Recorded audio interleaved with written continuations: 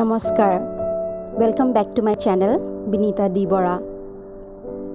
In today's video, I have a message for boys. Dear boys, যদি তুমি গার্লফ্রেণ্ডক ৰেসপেক্ট কৰিব নোৱাৰা যোনটো তাই ডিজাৰ্ভ কৰে, তাইক যদি ট্ৰাষ্ট নকৰা আৰু এনি টাইম তাইক সাসপেক্ট কৰি থাকা, তাইক যদি 24 ঘণ্টাৰ ভিতৰত 15 মিনিট সময় উলিয়াই তাইৰ লগত কথা পাতিব নোৱাৰা, দেন ৰিলেশ্যনশ্বিপত নাহিবা।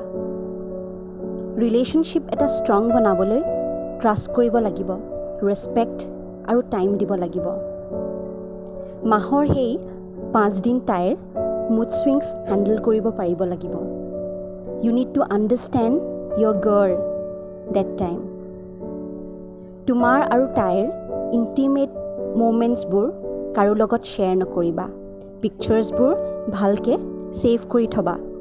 ফ্ৰেণ্ডবোৰৰ লগত শ্বেয়াৰ কৰি তাইক লজ্জিত নকৰিবা। Behave like a mature person. তোমাৰ পাৰ্চনেল এণ্ড প্ৰফেশ্যনেল লাইফটো বেলেঞ্চ কৰিবলৈ ট্ৰাই কৰিবা। দায়িত্ব, ৰেছপনচিবিলিটিছবোৰ ল'ব পাৰিব লাগিব। ৰিলেশ্যনশ্বিপ এটাত সোমোৱা ইজি, বাট ৰিলেশ্যনশ্বিপ এটাত বহু বছৰ থকা বহুত টাফ।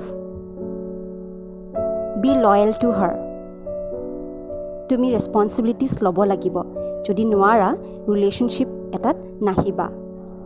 যেতিয়া তুমি এইবোৰ কৰিব পাৰিম বুলি ৰেডি হ'বা, তেতিয়াহে এটা ৰিলেশ্যনশ্বিপত সোমাবা।